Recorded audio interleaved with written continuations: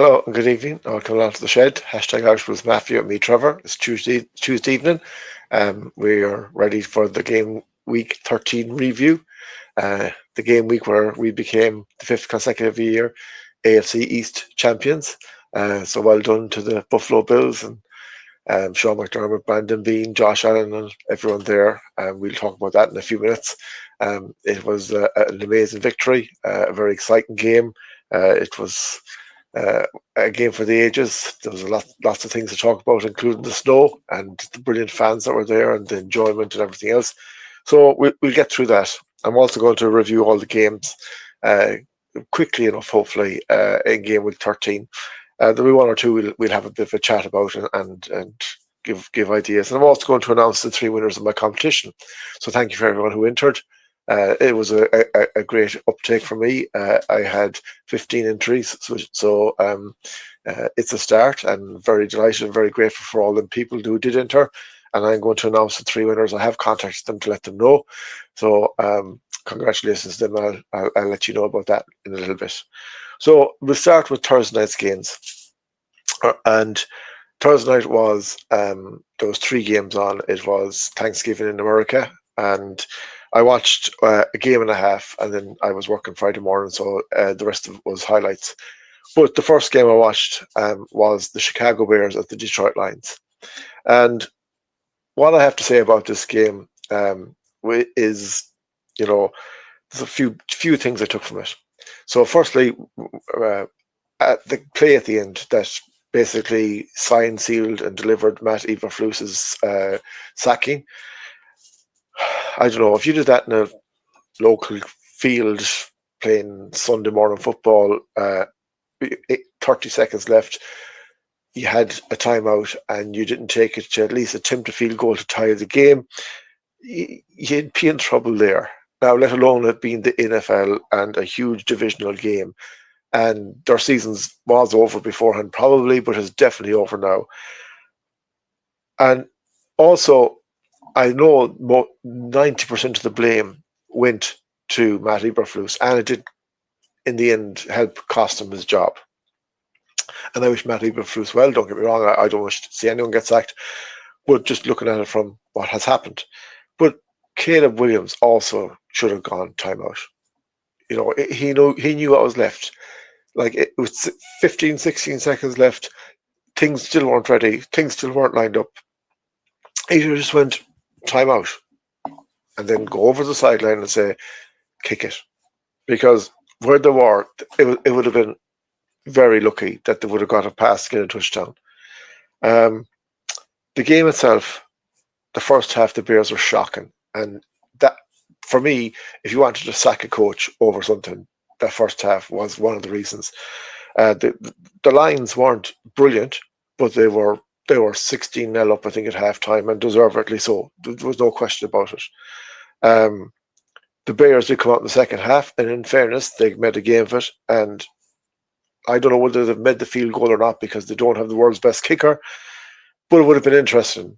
Now, what happened with the Lions? They've taken a rake of defensive injuries from that game. They already have a rake of defensive injuries out, including Aiden Hutchinson, who is hoping to be back for the Super Bowl if they get to it.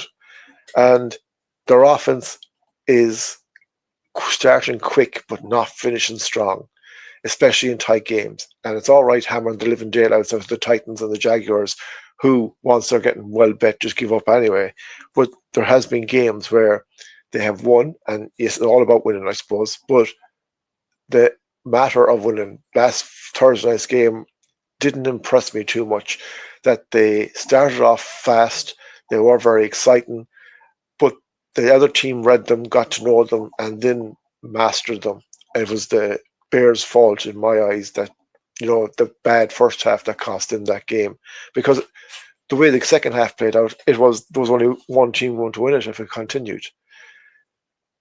And maybe the Lions' issues with the defense is going to take its toll coming into the home straight, because they are missing a load of players. It's not just one or two. I think was it 3 or 4 that went off injured the last night. they're well banged up. Their offense is pretty good and pretty strong, but their defense is banged up, and it's a concern for them. And I'm so impressed with Dan Campbell and the job he's done there, and Jared Goff, who has came back from the dead. I want to see them push on to get to an NFC Championship game and maybe get to a Super Bowl and contest it. But I am nervous for them now because they are a banged up team who struggle to beat an absolutely awful Bears team. Not players, just team and organisation. And it has resulted in Matt Eberflus getting sacked, but I wouldn't lay all the blame there. Then our next game was the Giants at the Cowboys. I'm not going to spend long on this. I watched the first half, as I said. The Giants had Drew Lock, a quarterback. They looked an awful lot better than they did in their previous games. But the Cowboys won 27-20.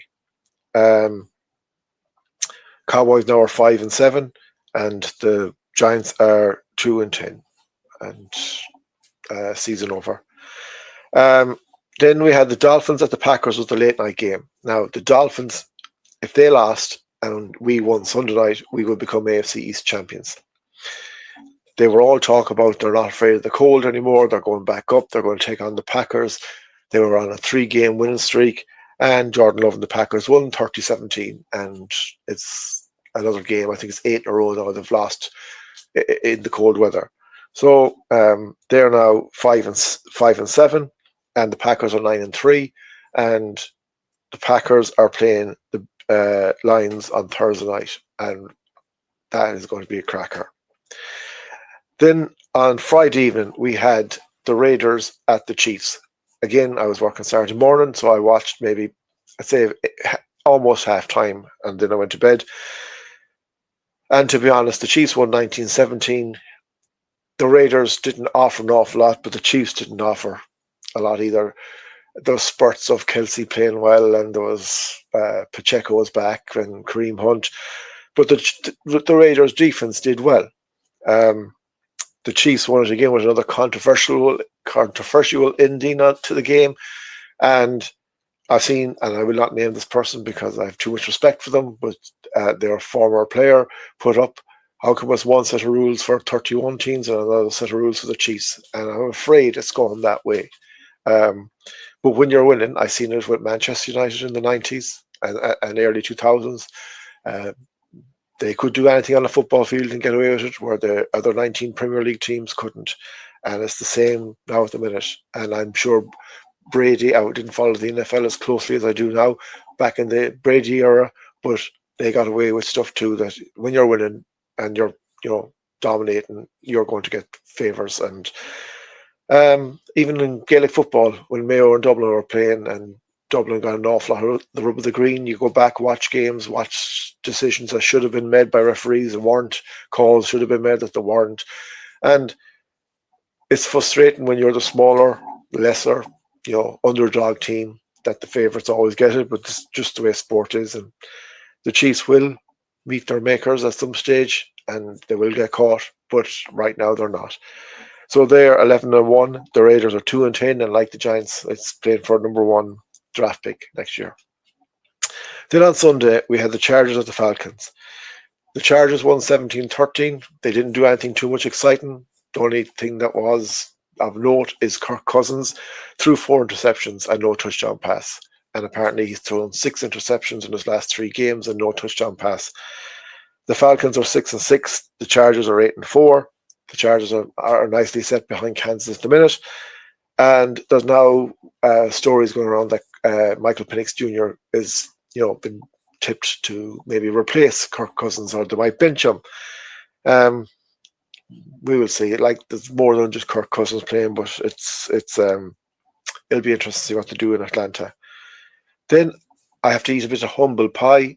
And I had a few Steelers fans on to me about it, about my thoughts on the Bengals versus the Steelers. Fair play to the Steelers. They won 44-38 in a shootout. Russell Wilson played very well. He was absolutely exceptional in the fourth quarter. Joe Burrow played well too, but he has no defense. And the better of the two defenses won in that game. and the Steelers deservedly won 44-38. They're now 9-3, excuse me, and the Bengals are 4-8, and their season's over. So Zach Taylor now is under pressure there. There's some people reckon he won't get sacked, and some people reckon he will. Only time will tell. But it's if you have a wicked offense and you don't have a defense, you still don't have much of a chance of winning games, and that's where the Bengals are at the minute. Then on Sunday evening as well, we had the Texans at the Jaguars. Now, the Texans won 23-20. The game itself, they're not playing well as an offense, but they got the job done. The Jaguars, well, my piece I'm going to talk about in this game was the tackle on Trevor Lawrence. Mac Jones played for most of the game. Aziz Al-Shahari, I hope I said that right, made an awful tackle on Trevor Lawrence when he was sliding to the ground.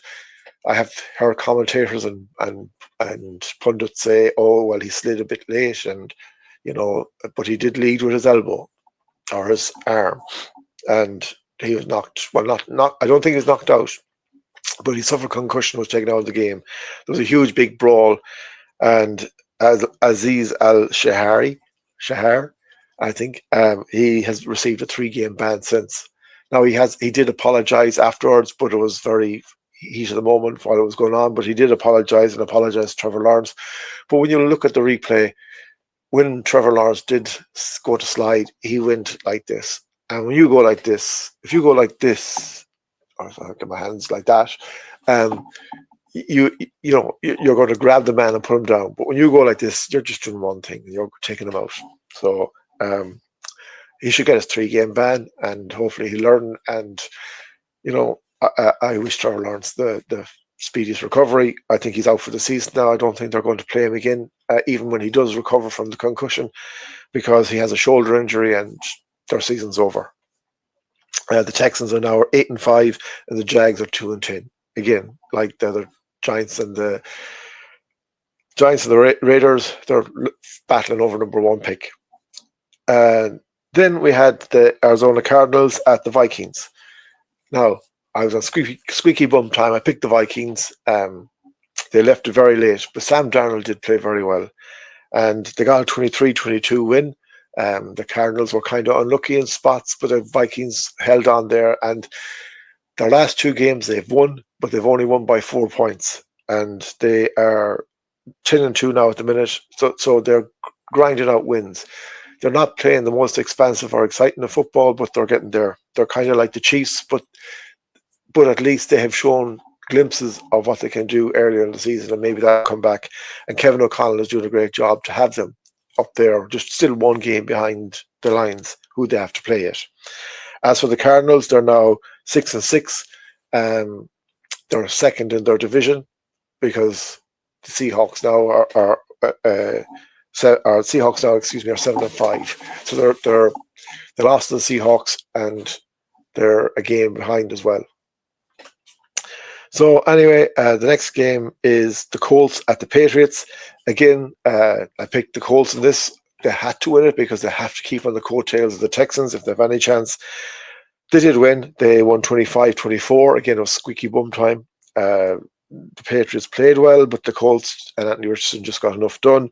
The Colts are 6-7.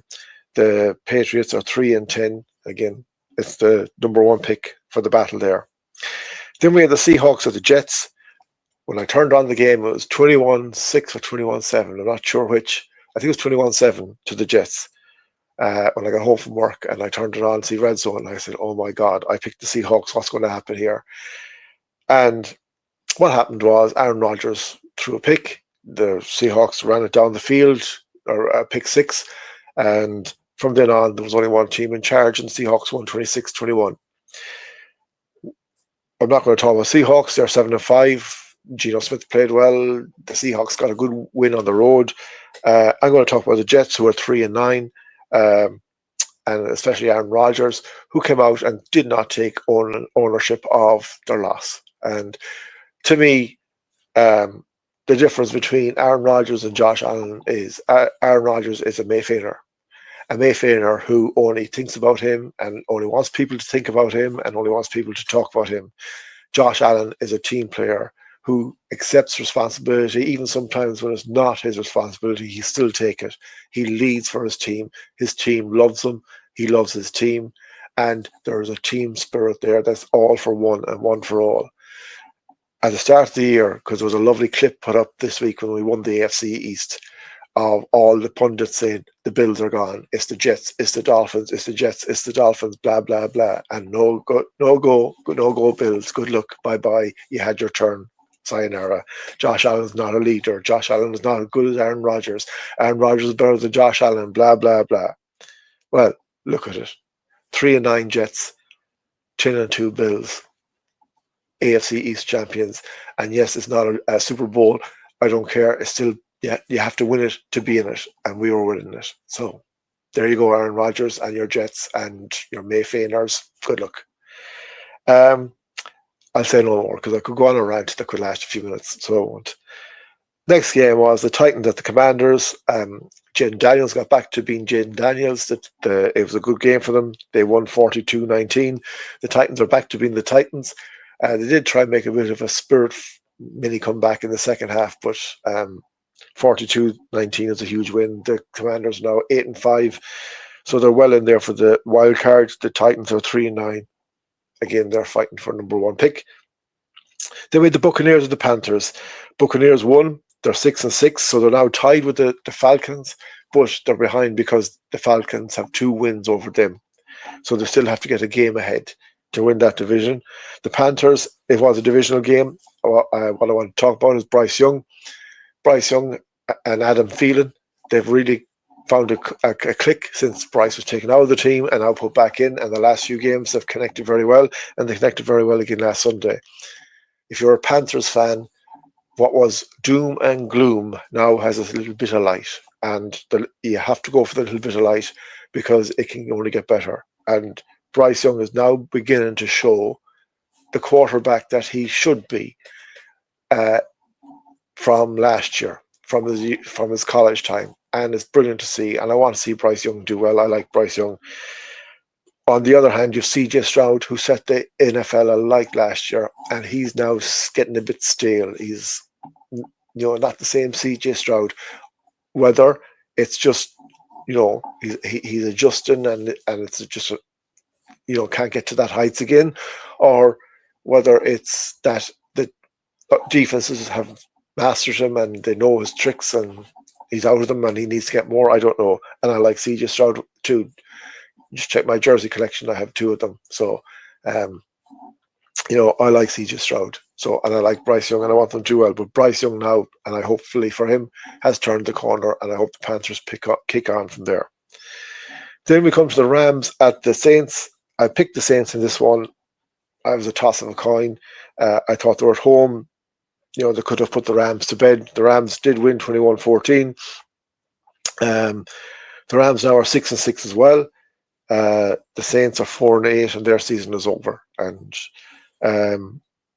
it's not a very appetizing place to go next year because they have exceeded the cap. They don't have an awful amount of good picks in the draft, so they're a team that needs a lot of rework, and I don't know what they're going to do. And they also need a head coach. Then we come to one of the games of the weekend. Was the Eagles at the Ravens. The Eagles won 24-19. The Eagles are 10-2. The Ravens are 8-5. Harrison Buckner missed 3 field goals, which turned out to be huge because there was only a 5-point deficit in the end. But as was said on one of the shows yesterday that I was watching, if he kicked one of them, the Eagles would have taken a different approach in how they would play and so on. So you couldn't predict whether they would have made a difference or not in the whole game. Just that Saquon Barkley, Jalen Hurts, Brown and co are looking very, very good. Their defense is looking very, very good. McConkey, is it McConkey? I'll get his name. But one of the rookie Eagle defenders put Derrick Henry on his backside. It was a brilliant tackle. I think teams are now learning how to stop Derrick Henry and stop their run game. And the Ravens were 9-0 up in this game, and fairness, the Eagles won. Now we come to our game. The Bills at the 49ers at the Bills. We won 35-10. The place was, how would I say, it was snow globe. It looked beautiful. I have some lovely pictures from the TV from it. I would love to have witnessed one of them just to see what it was like. It looks like such fun. Cold fun, but such fun. About this game, well, people here in this country on certain broadcasting spots don't rate the Bills, right? The last two games, the Bills have beaten the Chiefs and beaten the 49ers. They haven't beaten them luckily. They've deservedly beat them. Last Sunday night, for me, was one of the best team performances that I have seen from a long, long time from any team. Offense, defense, with the weather that was in it, special teams. It was just amazing. And Josh Allen, like, if he doesn't get MVP, and my season isn't about MVP because I know Josh Allen's a team player and I'm a team fan, but for himself, if he doesn't get it, then the world is wrong. That play with Amari Cooper the last night was off the cuff, but was absolutely brilliant. And if you see how determined that man was to get to that pylon to make sure he got the touchdown, he could have slid, took the first down, ran it in, next play, pushed in, whatever. He didn't need to do that. He didn't need to put himself in jeopardy. And the lovely photographs, because I have a rake on my phone of him flying through the air, showed his determination, showed how much he wants to lead this team and how much they want to win. He was amazing. He's the first player to have a passing touchdown, a receiving touchdown, even though he threw the pass, because they don't count Amari Cooper for some reason in this move, but it's brilliant, and a rushing touchdown. So, Josh Allen, MVP, he is the best. I'll say no more because I could talk about him all night. James Cook was exceptional. Had ran. James Cook, brilliant. Has a touchdown. I think it was a 65-yard touchdown. Left the 49ers defense for dead. Amari Cooper, 3 from 3. Dawson Knox, 2 from 2. A 56-yard Dawson Knox. Back to Dawson Knox. He was brilliant. Kahil Shakir, another brilliant game from Kahil. Mac Hollins, touchdown. Like, he's a guy you just love, Mac Hollins. He's a big, strong man. It's great to see him now fit in. He's fitted in. He knows the setup, and the way he powered himself, like, it was a standing jump. It wasn't a running jump, and he just made sure he was getting that ball when Josh threw it to him. Well done, Mac. Quinton Morris played well. In our defense, Matt Milano's back. Great news. Matt Milano's back.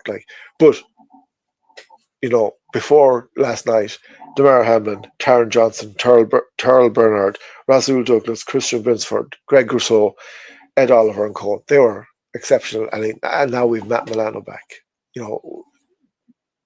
We're getting stronger. Deion Dawkins, the offensive line, was brilliant. The snowman out in the snow, leading it. One of the most moments I'll never forget was when Sean McDermott was being interviewed afterwards, and Josh Allen came up, and the two of them went and did Snow Angels. I just thought that was brilliant. It's a team. There are superstars there, but there are no superstars in their heads. They're all a team, and this is why I love this team. This is why I'm a fan of this team. I'm a team player. I don't like individuals and all about you're better than him and I'm the best here and I should get this. We got rid of that toxic last year. It's gone. We have a team that's a bunch of men that want to go out and play for their jersey, play for each other, and win for each other. And I ain't looking past, as I always say, I look to the next game and that's it. But the way that they played the last night, teams need to be, stand up and take note. And I just seen this evening, I was just watching The Herd on Fox before it came out, and in their eyes, the number one team in the NFL right now is the Buffalo Bills. And it doesn't give you a Super Bowl and it doesn't give you a trophy, but it tells you that we're going the right way. And that's we have the LA Rams this Sunday. So this Sunday is the only game I'm looking at. And then we'll take the next one after that. It's one game at a time, and it's to get 1-0 and continue 1-0 and keep on the Chiefs' tails to see can we get number one in the AFC. And I just want to congratulate the Buffalo Bills. I congratulate all the fans that were there the last night. Sean McDermott, Brandon Bean, the whole team. To win 5 divisionals in a row is something else. And it's a different story if you're a huge team like the Patriots, the Jets, and say the Giants, who have big, huge numbers behind them, big cities. Buffalo isn't a huge city; it's bigger than what I know, but it's compared to them ones in the same area, it's not. To have 5 divisions titles in a row, it's something else. So well done and congratulations. Then we move on to the Monday night game. Was the Broncos at the Browns at the Broncos, and Jameson Winston against Bo Nix, and it was a cracker. It finished 32 to the Browns, 41 to the Broncos. The Broncos are 8-5. They're just a game behind the Chargers, and both of them are chasing the Chiefs. And the football that both of them teams are playing, if they beat the Chiefs, each of them continue to win their games, and the Chiefs have to play the Steelers as well, there could be a chance for the Chargers to win that division, and maybe the Broncos to catch the Chiefs. And I know that sounds crazy, but when you watch the Chiefs against the Raiders last night, or have watched the Chiefs play, they're winning, but they're just about winning. Jameson Winston, his interview afterwards was brilliant, all about pray to God that he stops him having the pick 6, because he had 2 of them. Bo Nix, for me, with Jaden Daniels, are the 2 boys for the Rookie of the Year. If I was to give it to one of them now, I would give it to Bo Nix, because he has improved. The Broncos have improved. The Broncos now are a very good team, and they have to get to the playoffs, but they're well there. There's 2 or 3 games between them and the Colts.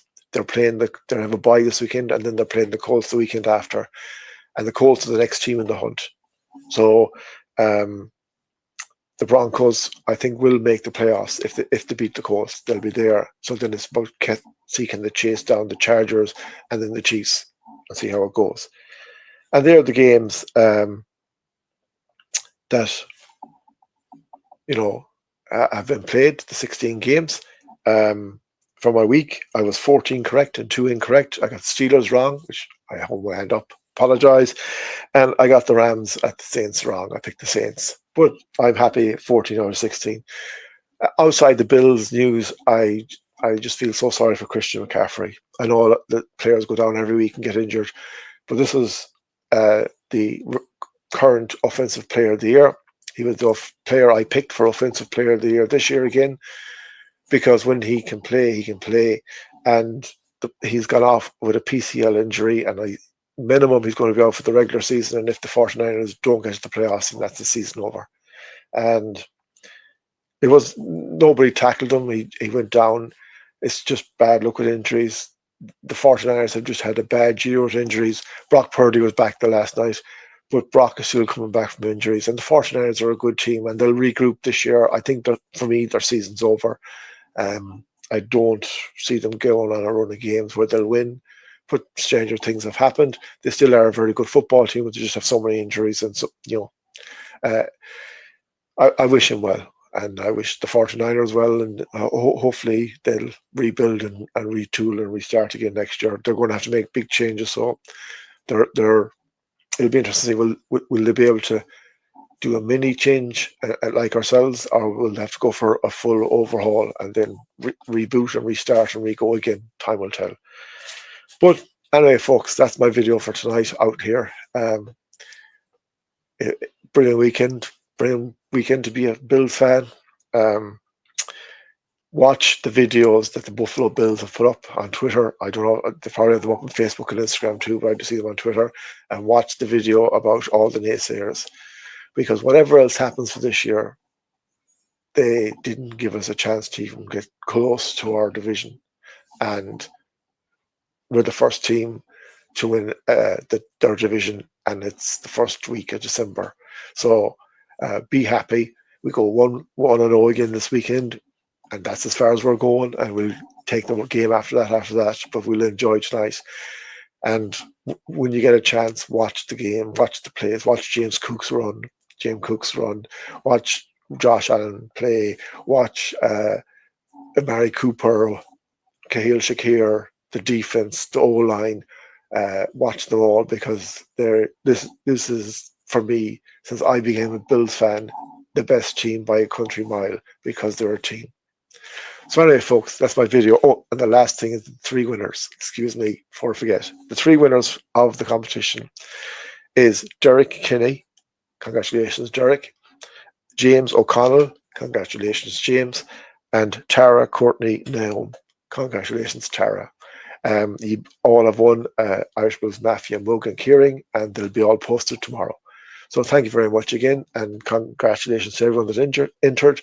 I'm very appreciative, and thank you for your support.